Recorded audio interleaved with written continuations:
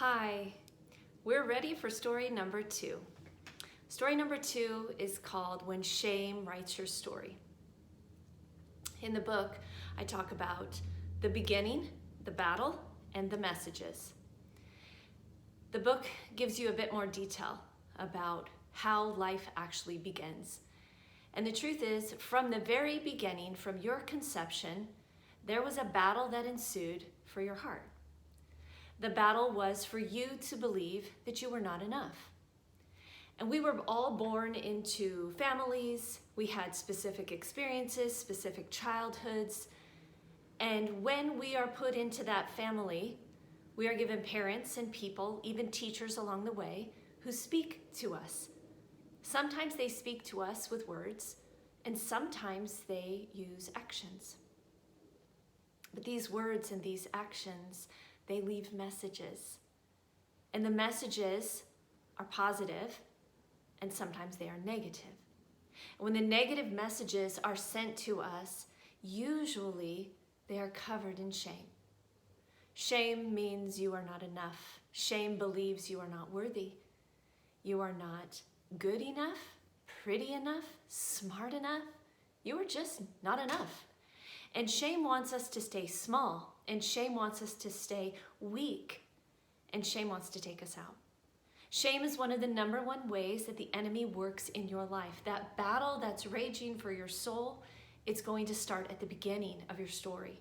So many things that you're dealing with today, they actually didn't start today.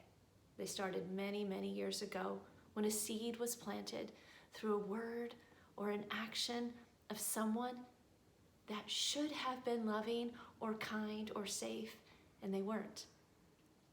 It may have been abuse.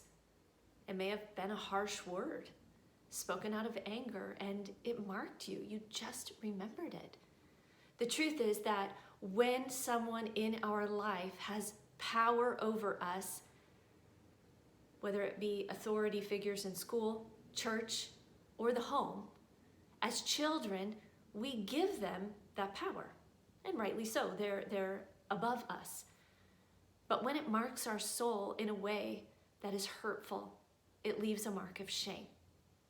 And so your story this week is going to be to write about a time that you can remember when a message was sent to your soul, a message of shame, a message that said, I am not enough, I'm not good enough, I'm not pretty enough, I am worthless, I am not valued, I am not seen, I am not loved, I'm not worth fighting for.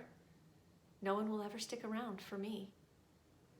The voice of shame is loud, and the messages that come with it are very destructive.